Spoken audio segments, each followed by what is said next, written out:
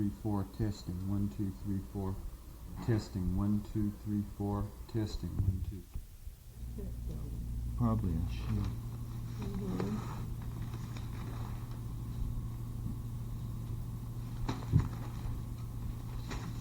So the first one I would like you to tell me about is me. You? What shall I tell you about? Well, I don't know anything about me before we moved out to California. Really? No, I was too little to remember. Well, you were 5. So tell me everything about from the time I was born until we moved. Well, let's see what I can remember. Why were we in Thomasville? That's what I can remember. Yeah.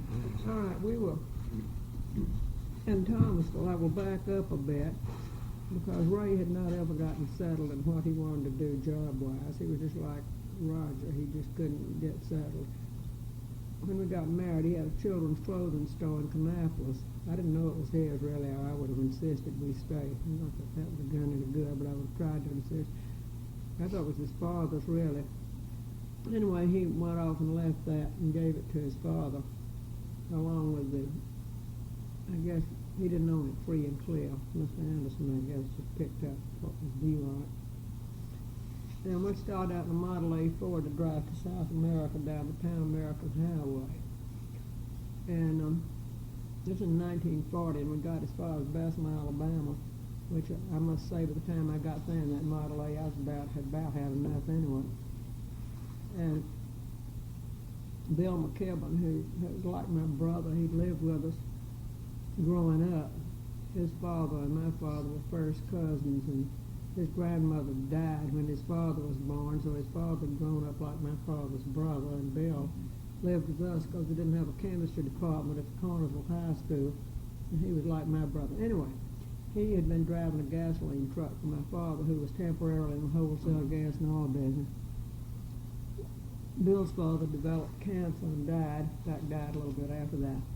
And Bill's mother wanted him to come back home. She reclaimed her son because actually they owned half the property in Middle Tennessee and had a great many business interests and whatnot, and she needed Bill. So my mother asked Ray if he would drive the gas truck for a while. He could take a little break since he wasn't doing anything else. So he did.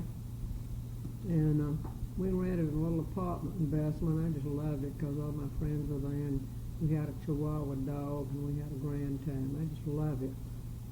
But one night coming home from a cotillion club dance, Ray went to the post office, I believe this is the way it was, and announced he'd applied for a job in California.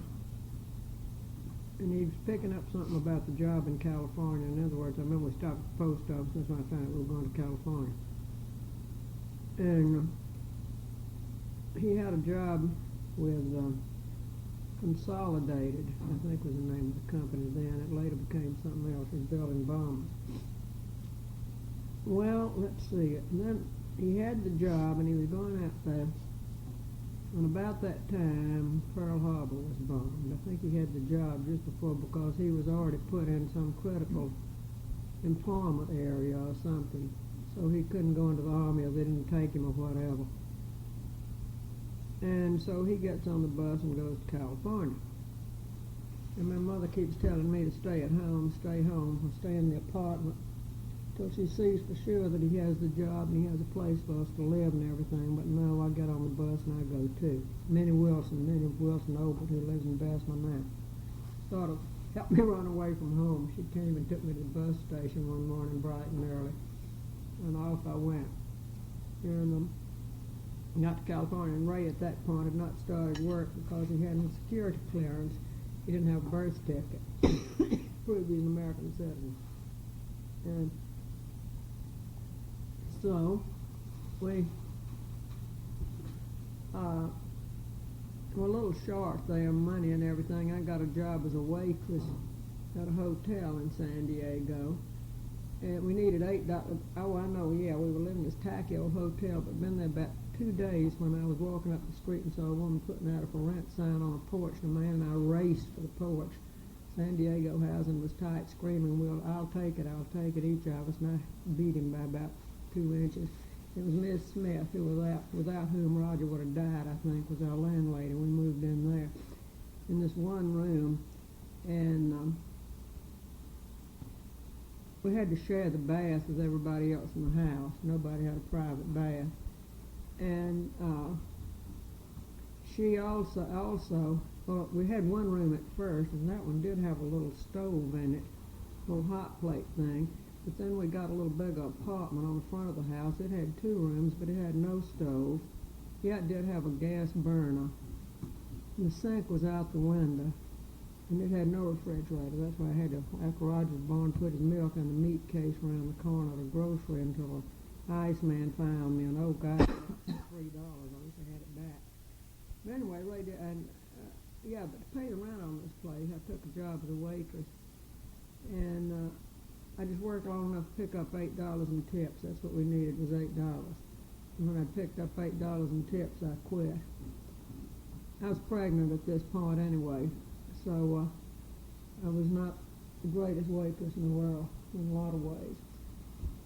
And so anyway, we were in San Diego when Roger was born, still living at Ms. Smith's. And then later we were able to rent a little house out in La Mesa.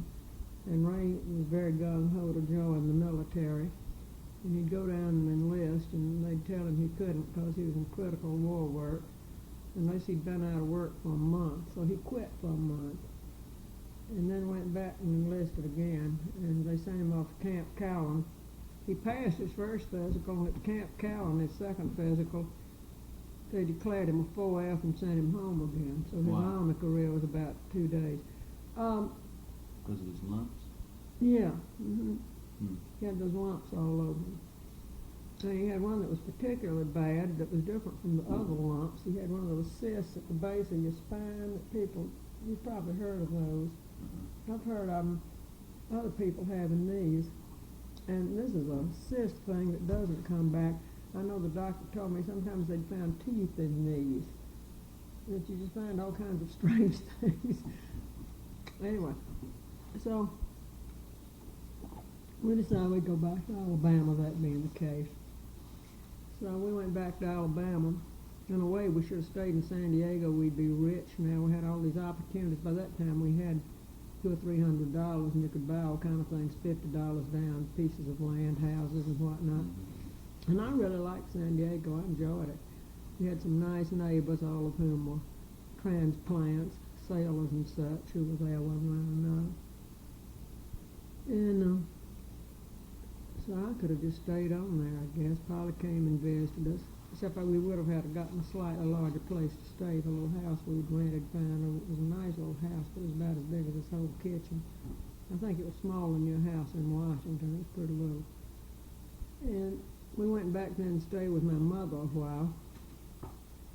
And Ray made the down payment on a filling station, not the building, but just the, I guess we bought it, the underground gasoline and everything from my father. He's going to run one of my father's filling stations. So he did that for a little bit, and that's when I almost got us all put in jail. I was trying to keep books, and my ration stamps were so out of balance. Actually, I think Marvin Crotwell, who was one of the truck drivers, was black marketing ration stamps. At least he knew where you could get some, because when we were totally out of balance, I had to send Marvin out to find us some extra stamps from someplace. And finally, the FBI was investigating us and was going to put us all in the penitentiary. And it's one place I got a low opinion of politicians. I knew it was who you knew, not whether you were innocent or anything else. Bob Gwynn, who we all knew, his wife was in my bridge club and everything else. He was big in Democratic politics, and he called President Roosevelt, I think. He had all kind of pictures of himself with President Roosevelt. He always claimed he called President Roosevelt from time to time. I don't know whether he did or not, but anyway, he called somebody and they just skipped the whole thing and let it go, and that kind of burned me up. I kind of thought, you know, if we were guilty, we ought to go to jail, and if we were innocent, which we were, it was just my dumb bookkeeping, we should be able to prove it. But anyway, so much for that. So we continued in the gasoline business until about the time Susan was born, living at my mother's. And I didn't like that too well. It was all right, but you know how it is living in somebody else's house. You found out about that. And we rented a little bitty teeny weeny house, even smaller than one in San Diego, but about that time my brother was killed in a wreck. That's just when Susan was born. So we took a notion that my mother would be too upset if we took Roger away from her, because she and my father just doted on Roger.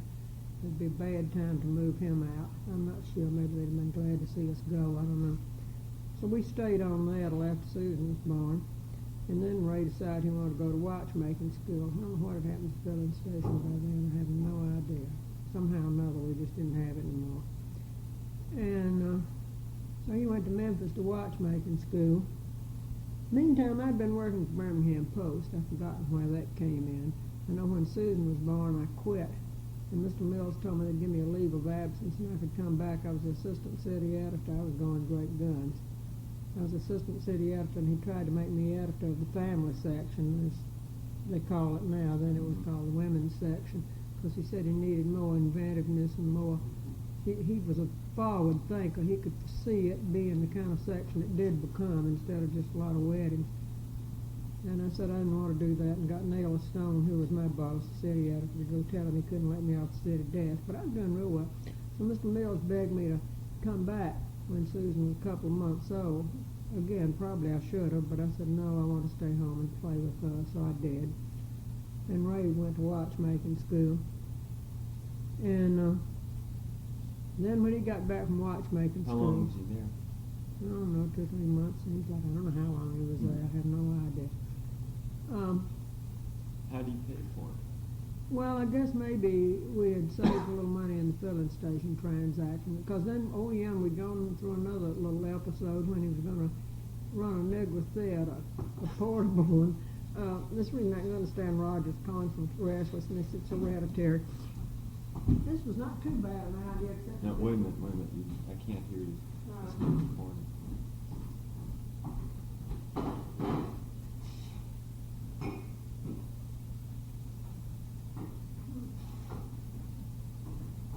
I know why you want to do this, because I wish I'd take my grandmother. She told me so many interesting things I can't remember. At least I thought they were interesting. Maybe they weren't. Anyway, there were a lot of little mining communities out around, but not too many Negro theaters. There was one in Belsma and some in Birmingham and everything. But Ray had this notion that he'd rent films and take them around out and show them. I believe he was going to have white theater too, depending on the community. Mm-hmm. And take a lot of folding chairs and set up in the Union Hall or whatever was handy and show movies. One like a circuit rider, except he'd come with a movie and some chairs. So he went to Atlanta on the bus, I think, and bought a whole bunch of chairs. They were in my mother's basement the last time I saw them. I don't know where the chairs went. Anyway, so we'd gone through that enterprise too, somewhere or another. I don't know where that came in. I think that was about the time Susan was born. Then he went to watchmaking school. Okay.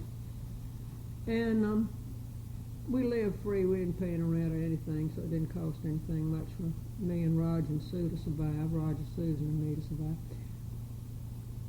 And then Ray came back and got a job with Joe Bros. Hallelujah. And we rented the old Episcopal rectory because Dr. Ribble had retired and they needed somebody to live. He later became a missionary to the Indians. He was such a good man. And they needed somebody to live in the old rectory to keep up the insurance. So we rented for $25 a month. I hear Thomas. Oh, man, wow. Testing 1 2 3 4. Testing 1 2 3 4. Okay, as I recall, Ray was off at watchmaking school. Now, Thomas, you are going to have to leave this alone. I'm afraid. Not touch it. Okay, yeah. No. Don't touch that. I mean it. Okay, so he went to watchmaking school in Memphis, Right. and then what happened? Well, at some time I should mention him there too, betwixt the filling station and watchmaking school. He worked a little while at Bechtel McCone, which was a aircraft place in Los Angeles during war work. In Los Angeles. I mean in Birmingham, excuse me, I'm going crazy. So, Thomas, let's get you, James, would you get his toys out of the closet, please? Yes, Oh, all right. And, so, came back from watchmaking school, and he got a job at Joe Bros, which was a stylish jeweler in Birmingham. And he was working there when Susan was real little, because I remember driving up to Double Park to pick him up after work once. He insisted on taking the baby in to show her around, because he thought Sue was really cute. And then I don't know why he didn't stay there. It beats me. As I say, I can understand Roger's restlessness. He went over to Bromberg's, which was another very good jeweler in Birmingham. And then, and somewhere in here, we went through the picture show bit I was talking about. I don't know where that fit in. And then Ray decided he would open a jewelry store in Homewood, which was a suburb of Birmingham. And we really opened that thing on a shoestring. It had nothing in it but one homemade-looking display case, and that was it. And I don't think there was anything in the display case, as I recall. It was mostly a watch repair place, because he was a very good watchmaker. But we had various problems there. One, the building had been built by a nice old man who owned it and his sons. They'd done all the work, and since it was non-union labor, a union pitched a bomb through the roof. That was one problem. And then they picketed all the time and carried on. It was terrible, and we weren't making any money. In fact, we were losing money. And Ray had applied for a job in Tuscaloosa. I often wonder what would happen if it happened if all these things had worked just a tad differently. And he got a call offering him a job, this jeweler in Tuscaloosa. I've forgotten the sequence of events. And the reason we didn't take it was we had that very day moved into the old Episcopal rectory, and we decided we could not call a moving van again, that was too difficult, that we shouldn't go to Tuscaloosa. Now, if we'd gone, we'd probably be living there yet,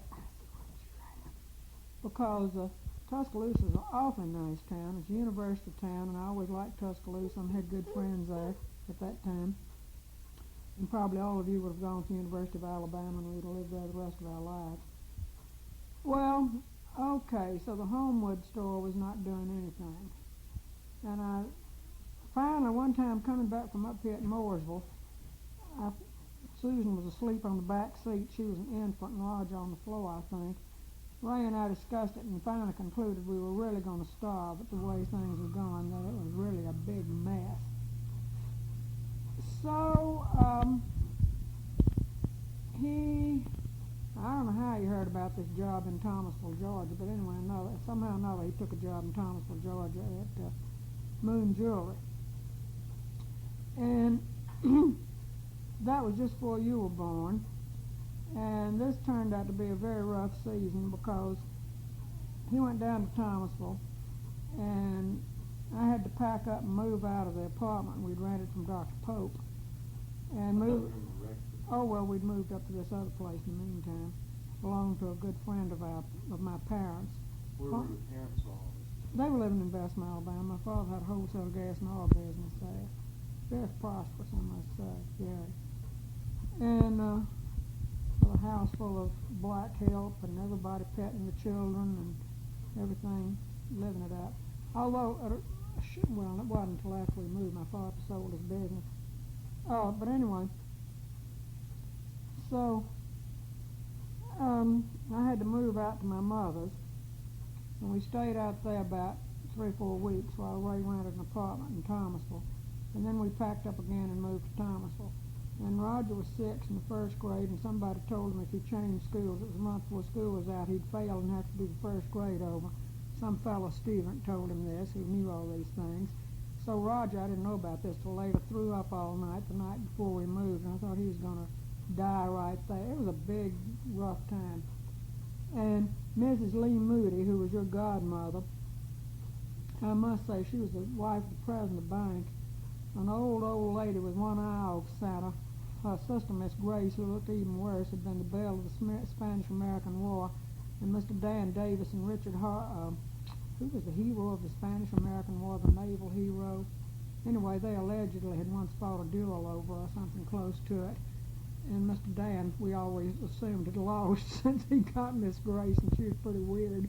But anyway, Mrs. Moody called me aside at a church supper after Ray'd gone, and said, darling, I just want you to know, you're going down there. We don't know anything about those people or what's to become of you. So you remember, if you need anything, you call me, and we will send you money or anything you need. I thought that was so sweet of her. She and Mr. Lee didn't have any children, and they really were so good. And we sort of took them up on it a little bit later. So anyway, we go to Thomasville, and that's where you're born. We're living in the Clarendon Apartments. What do you think Thomas is doing? Thomas?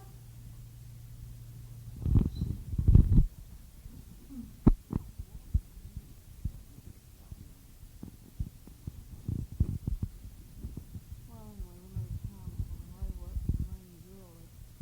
And we lived in that apartment. We were living there when you were born. And that was pretty exciting. We went to the hospital in the middle of the night, and on the way, Ray stopped to get a Coca-Cola because he said he was so thirsty. So as a result, you were almost born in the car. Of course, Roger had almost been born in a police car, so that wouldn't have been anything. And I told the doctor about how I got to the hospital literally before the doctor did. When Roger was born, I was so late getting there. And when Susan was born, she came nearly being born on an elevator. And so when he said, they called and said Anderson said he put on his pants before he hung up the phone and started running to the door, and at that he barely made it. And it's because we'd stopped to get the Coca-Cola from a machine at that, I remember it well. And we'd left the apartment door open and asked the neighbors across the hall to listen for Roger and Susan and see if they did anything unseemly, just leave them there by themselves. Roger was 7, and I felt like he was old enough to take care of anything. James's age. I left him to keep house while I went to have a baby. And so I came home. I stayed in the hospital one day. That's it. You were born about, seemed like 3 or 4 one morning. And I guess I stayed in the hospital all that day and came home the next morning. I was so amazed that the priest went to the hospital to call on me.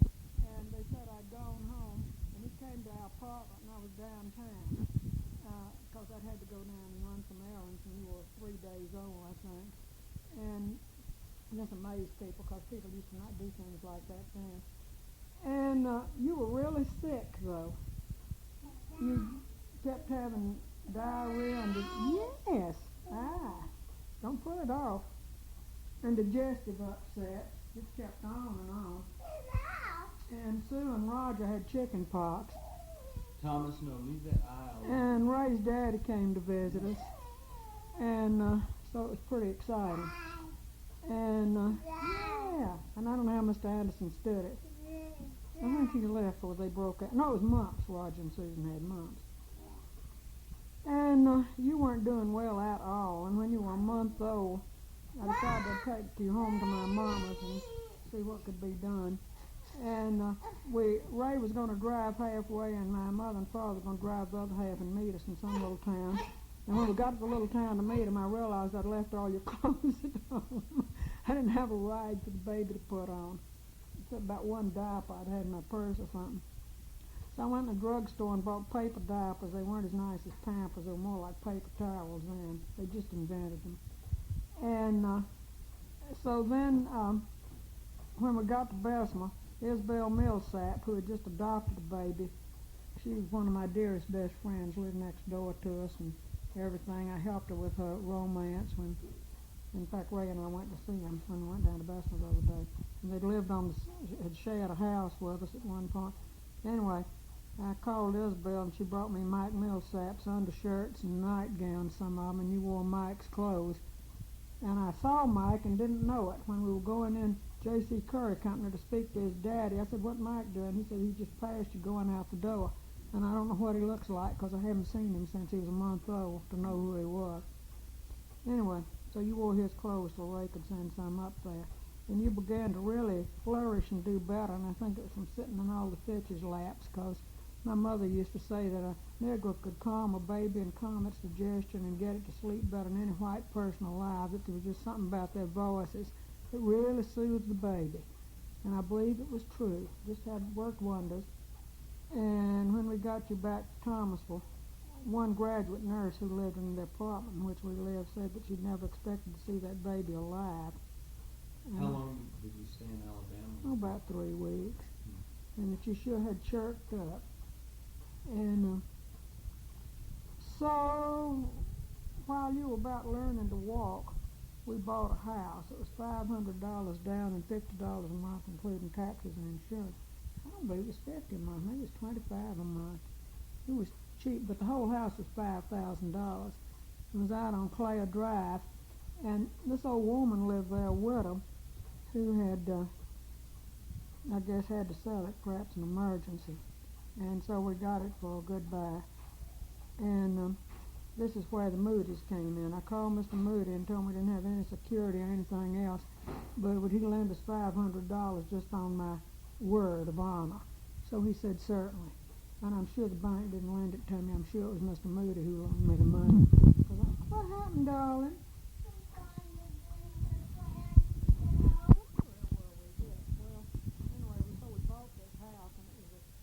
Terrible looking place you've ever seen. It was so dirty. Ray and I went out one night after a church supper to see what could be done to start cleaning up, and this woman had oilcloth tacked to the walls all over. You've heard me mention this before. And when we pulled it off, there was about ½ an inch of grease behind the oilcloth with bugs embedded in it all over the house. It was just awful. And so we had a neighbor in the apartment, Bud Haggerty, and he and his wife had a baby about your age. So Doris Haggerty and I packed a picnic and took Roger and Sue and the babies out to play in the yard while Ray and Bud painted our house and cleaned it up. And actually it was a really nice little house, and the thing's still standing. And if we'd kept that thing, well, we made a lot of improvements while we were there. We added a room, had the front porch turned into a room. It was still not much of a house, but it's pretty lot. We had all these pecan trees, and we had little bitty pine trees that are now forest giants. And you and I planted lots of flowers. You used to like to help plant flowers. That's where you mashed your finger in the chair. You said you remember that, yeah. And whoever has it now has some property that's worth an awful lot more than $5,000. I don't know what you could get for it, because no matter what, it would still have a terribly small kitchen and terribly small dining room. In fact, terribly small house. But a nice neighborhood. And the Morrisons were our neighbors up the street. And Martha and Morrison, who had children Roger and Susan's age, just thought that you were the cutest thing in the world. And you'd go up there and play, and they were so good to you and really, spoiled you. But you were a real good little boy, and you played a lot with Roger's friends out in the yard. You've heard me mention they'd play cowboy and have you wheeling around on a stroller, one of those pre-World War II wooden strollers. You'd jiggity jog, and you'd be bouncing and whooping, and they'd be shooting at each other, and you'd be the stagecoach man. Cowboy and World War II were their favorite games. We had a compost pit back in the back, and they'd play World War II in that.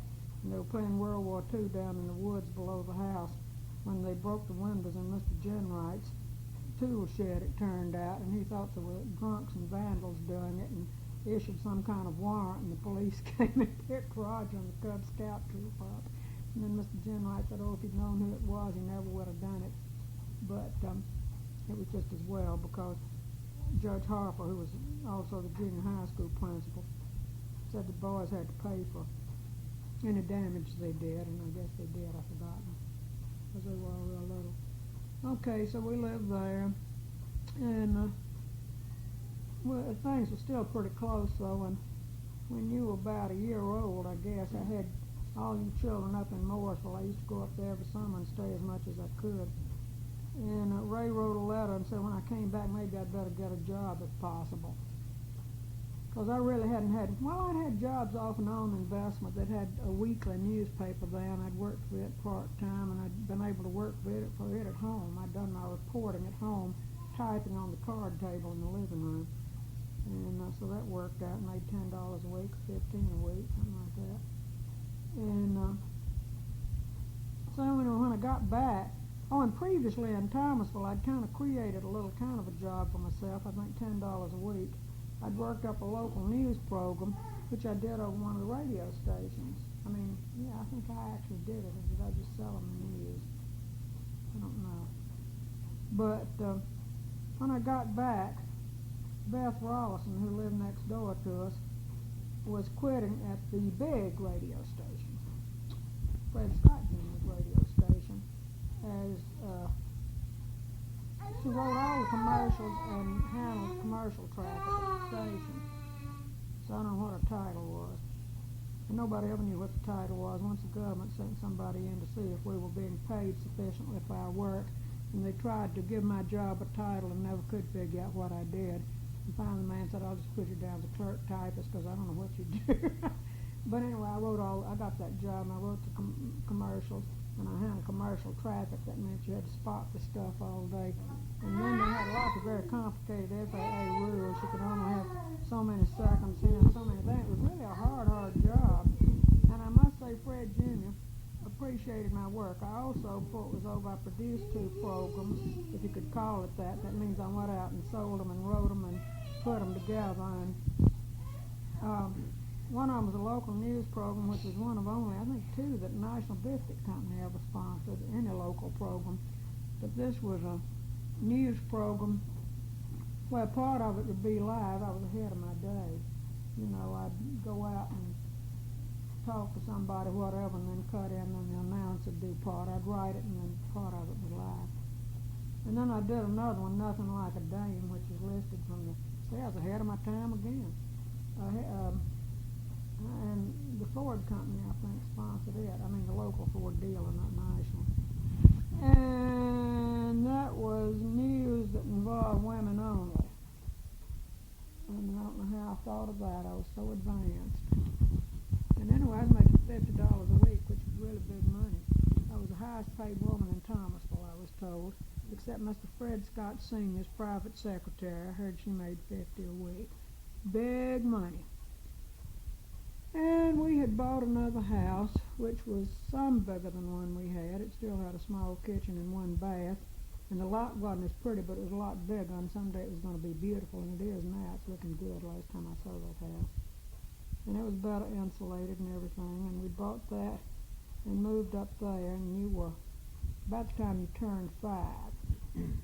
And meantime, Ray every once in a while would say, I'm going